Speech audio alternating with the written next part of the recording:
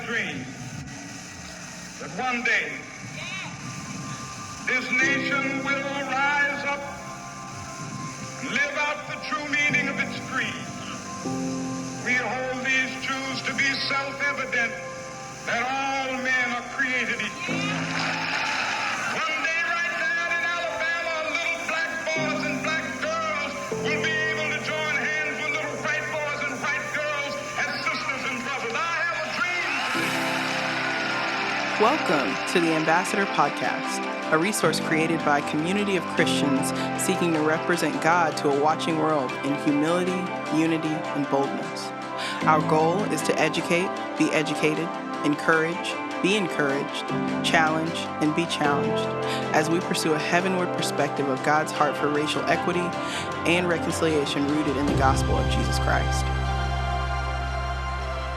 Yo, what's up, everybody? Welcome to the Ambassador Podcast. Today we have more stories, and today we're going to be hearing a little bit from our co-host, Tracee Spears. What's up? Yeah, tell us a little about your story. Man, yeah. I think even before I start, I just want to say I deeply love my family and I want to honor them throughout it. And so I hope as I explain my story and what God has done in it, that you guys would see that and hear that, and that would be the heartbeat of what I'm saying. But yeah, so I am from LA, more specifically Compton, California. Let's go. Stand up. Compton. Yeah. And so I come from a large family, 7 siblings, so pretty big in that regards, but a lot of brokenness throughout that. And so definitely did not grow up Christian. While I knew that there was like a God, I didn't actually believe that the God of what people told me about, the things that I heard about him, cared about me because of suffering and brokenness. And so, yeah, I just lived a lot in poverty and divorced home and trying to navigate where's my place at, or more so what does it look like to be cared for and loved. And so, yeah, I think throughout that, it created in me a perfectionist nature of I gotta earn. And so, yeah, growing up even at a young age, striving to be the best in school and academics, striving to be the best in athletics, striving to even hear the words that I love you from people that are just loyal and I think just embedded with a history of their own brokenness that didn't know how to express that well. So, yeah, I think growing up, a lot of laughter, super loud, crazy family, which is still so fun to be around. And navigating living in the space of LA, which a lot of people would assume is ready to go to talk about race issues like that. But I think you still get to trace the history of people not willing to talk about it, be complacent. And so navigating even what is it like to grow up as a black little girl, wanting straight hair and wanting to be fair-skinned and wondering if I looked a certain way, would people treat me better? And so that just kind of carried on to what I thought about who God was and what he cared about my brown body. And so after around high school, I moved to Apple Valley, California, which is about an hour away from LA area, because my mom moved there. And so my sister, my older brothers, and I moved up there with my mom. And that space was a lot less diverse. And the school that I was going to was predominantly white.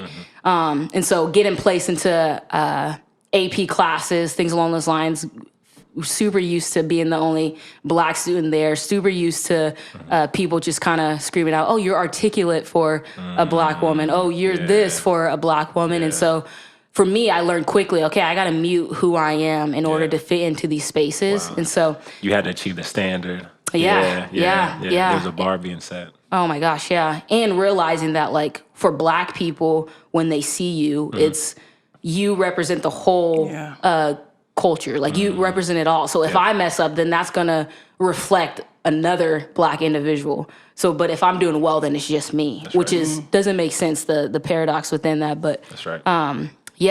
So navigating, man, I want to go to college. I'm going to be the first generation college student and wanting to live a life that would be able to help my family out, one that poured out for them. And in that, my freshman year, God just wrecked me. God just brought forth my own sin and my brokenness and my neediness, ways that I was proud, thinking that I myself could save myself and save my family through academics, through the ways that I achieved certain things, and God being you can do nothing apart from me. And that came from people entering into my space and speaking gospel truth that forever thankful for. But that didn't negate continued suffering. Like, I think when sometimes people become believers, they believe like, man, I'm no longer going to suffer, but that's not the truth of what actually happens. Like, on this earth until Christ returns again. I mean, scripture says like, take heart. That's right. You'll endure. That's right. You'll have suffering in it, but that doesn't mean Christ will be not a part of it. And so through it, witnessing that, yeah, God is with me enduring the pain way before I ever experienced it. Yeah. Yeah, and so that led me to obviously apply to universities. And one of my younger brothers was like, man, you should go to University of Oregon just because he loved the Ducks. No association to it. Applied to a lot of universities in California, but I was like, whatever, I'll just try it out. And I was like, I don't know. For some reason, once I got that scholarship, got a call back, got the email, I was like, all right, I'm going. Never visited the school, dropped everything. It was worth the experience to me to experience something new. But then I walk in on the space at University of Oregon, which is predominantly hugely white. So a lot of what we see in Ames, Iowa, and just the history of like Portland and things along those lines, not allowing, minorities into the state until, 1970, I believe. Wow. Yeah, which is wild. But yeah, came in still, even though I knew the gospel and had gave my life to Christ, it was still a part of me that felt like I had to achieve. And the part of the gospel that constantly have to be repeated to me is God's grace. That's not earned. You can't earn it and you can't lose it. That's and right. so entering in freshman year onward was still a lot of fighting to lay down my dreams and aspirations to provide for my family, really, in the way that, working a job, still having to send money back home, still working to be in a space where people don't really care about you. It felt like a lot of times, not really being seen. And because my major was a science major, it still wasn't a lot of people that looked like me. And so people were shocked when they were like, oh, you want to be a doctor? You sure you know how much work is in that? And I'm like, I don't hear you say that to other people walking through. And so it was a determination in me that I think is still there. But that forced me to still keep like grinding, head to the books, not really experiencing the freedom that the gospel actually brings in Christ. And then it hit my junior year where I applied to programs, didn't get in, and then God just wrecked me, where it's like, man, you still actually believe this very thing could save you? Or you still actually believe that you could save your families through the works that you do? And that just shattered me in a way where I actually felt like God was slowly opening my hands for him to have his hand over my future, where it wasn't going to be me to say the steps that go next, but it would actually be, God, you are worth every ounce of who I am. And I actually believe that the gospel is worth it. And so, yeah, junior year onward, got to go overseas a little bit, do medical mission trips. And from there, that's when God started to like speak like a little seed into me. What about ministry? What about medicine ministry and things along those lines? And so that was a wrestle for a bit. And so after I took a gap year after graduating from the University of Oregon, I was getting ready to apply again to programs, but my college pastor at the time would constantly kind of slip into my ear and say, what about ministry? Give us a timeline. What year was that? Yeah, graduated 2016. Okay. Yeah, and then took a gap year to start applying to programs and stuff. Okay. Yeah, so my college pastor, who I feel so grateful for, just kept kind of sipping in like, man, what about ministry? And I'm like, nah, I got people to take care of. Ministry don't pay nothing. So once again, God's still breaking Cut me. the check. I need that check. Yeah, messed up, man. God is kind, ain't he? He good. He good. That boy good. Yeah.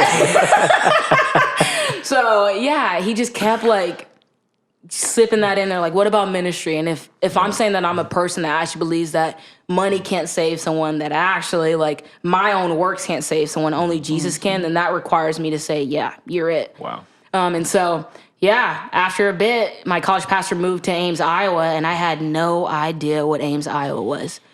But he told me to come to his office to talk to him. The land of dreams. I mean, I never heard of it, really. That is very ignorant, but I felt like, what? I knew Iowa, but what the heck is Ames? Yeah. Yeah, and so he... Well, in Iowa is like, that's an A+. yeah, I guess, that's true. That's very true. Yeah. But yeah, he was like, man, I'm heading out on whatever day it was before he left for Iowa. You should come to my office. I was like, for sure. I wasn't going to step foot in that office. I knew what he was going to say again. Yeah.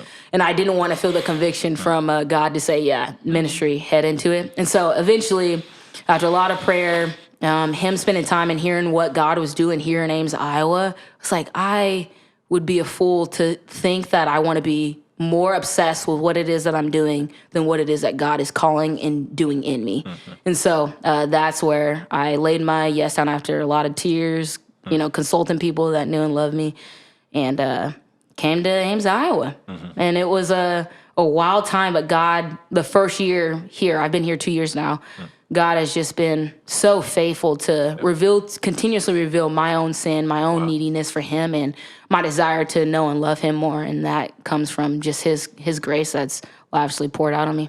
Just go ahead and tell everybody, what's your heart for the ambassador? Yeah, I think the heart for the ambassador comes from seeing and recognizing who Jesus is. And as people who see and recognize who Jesus is, who are actually broken over their own pride, messiness, and realize their need, that is actually the heartbeat for me behind the ambassador, and the desire for other people to see their need for Jesus. And in light of what has already been true of American history with race and brokenness, and my own experience as being a Black woman, and my own experience of witnessing my dad, my brothers, my family walk through racial injustice, I don't see how believers can't want to jump into the fight. I can't see how believers wouldn't say, my God cares for the oppressed, the brokenhearted, the widow, the orphan. We should be people that say, yeah, God, break my heart for the things that break yours, and I want to actually be that and live that and breathe that and be a witness so that people may see Jesus more clearly. Wow, that's amazing. Yeah, that's cool. Yeah, thanks for sharing. Thank you for listening to the Ambassador Podcast. If you would like to hear more episodes or get more information about the Ambassador, please check out our website at www.weareambassador.com.